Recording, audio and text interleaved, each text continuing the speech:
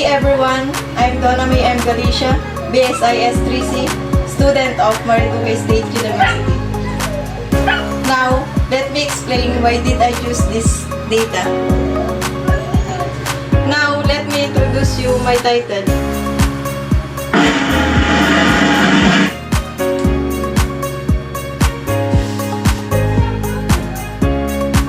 National Health and Nutrition Health Survey 2013 to 2014 or NHANES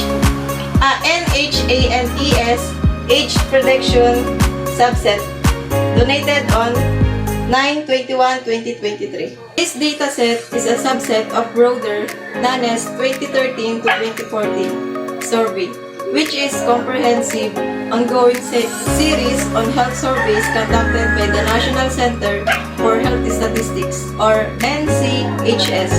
The dataset is likely focused on age prediction, which likely involves using features from participants such as demographic data, health measures, and lab results to predict or statement their age. Now I'm gonna show you my dataset in Weka.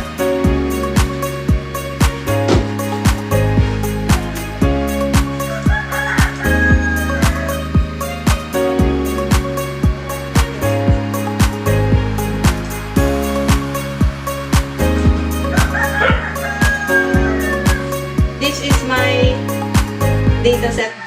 Now I'm gonna show you how to normalize a dataset.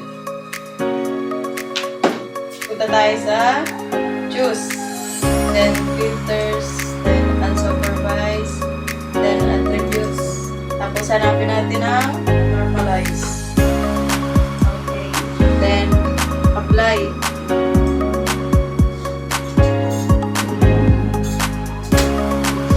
This is the normalized result of attributes SEQN.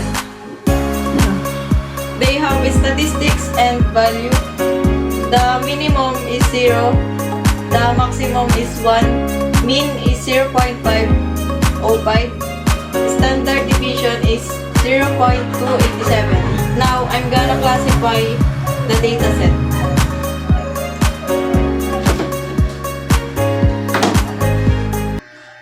Takad ang classify.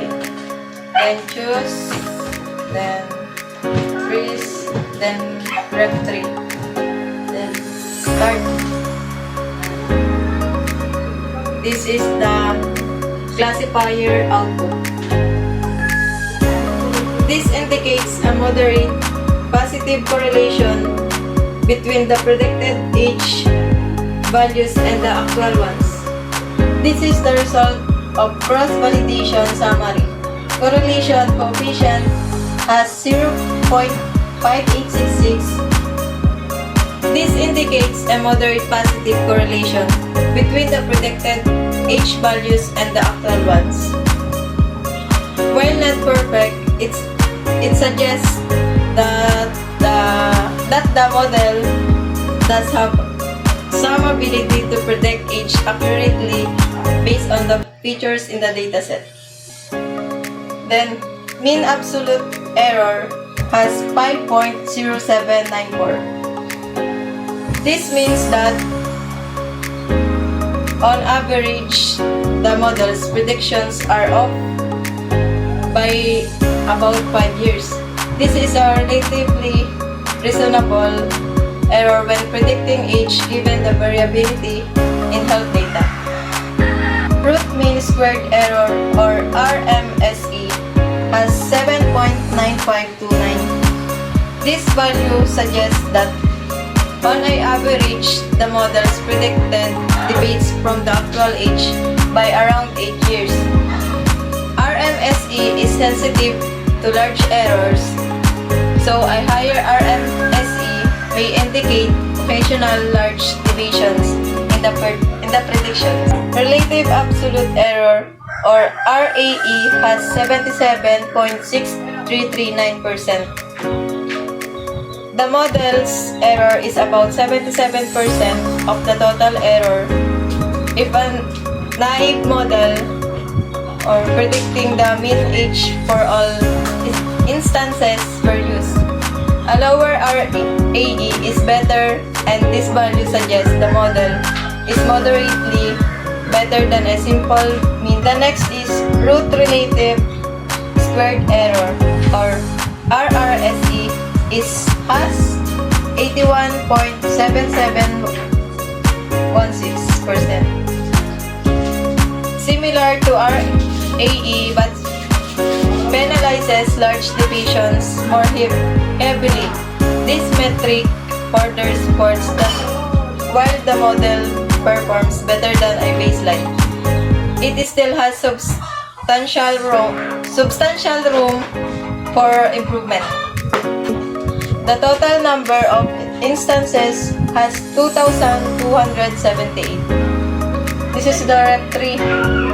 The REP3 model provides a reasonable starting point for predicting age from the NANESS dataset, with an average prediction error of about 5 years.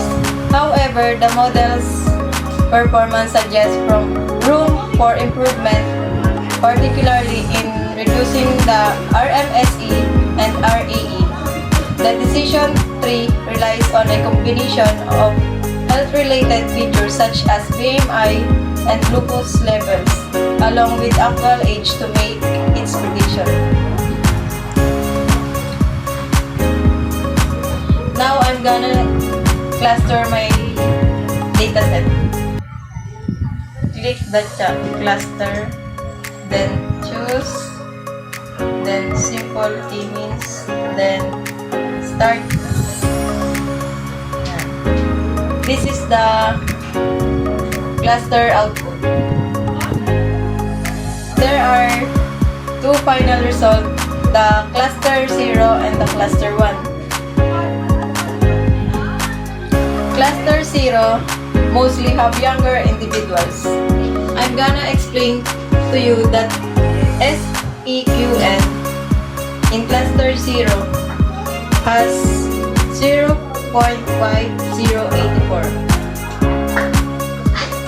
I'm gonna explain to you that SEQN in cluster 0 has 0.5084.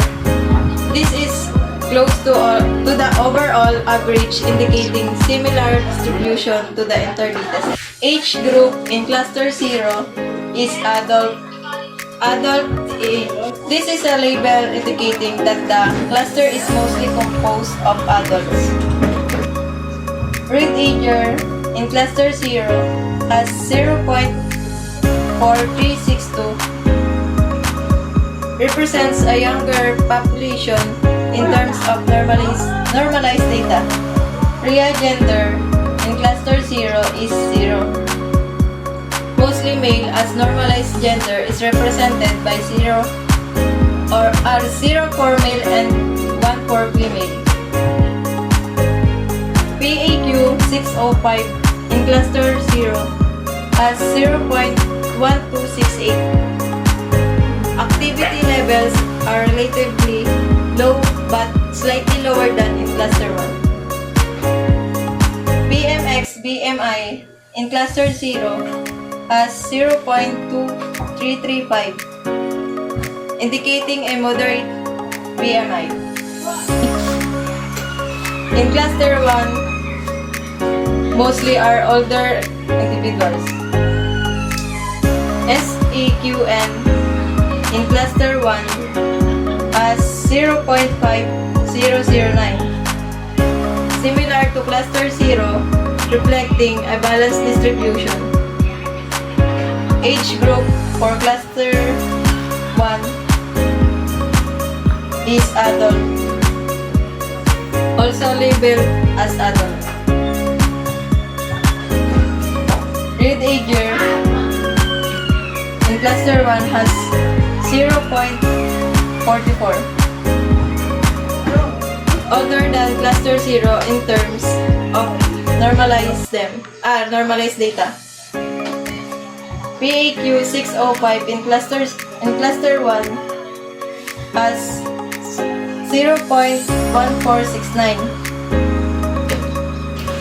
Urea gender in cluster 1 is 1, mostly female in this cluster.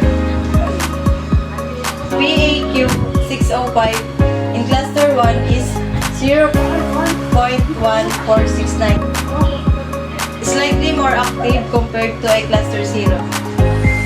BMX BMI in cluster 1 has 0.2501, higher BMI compared to cluster 0.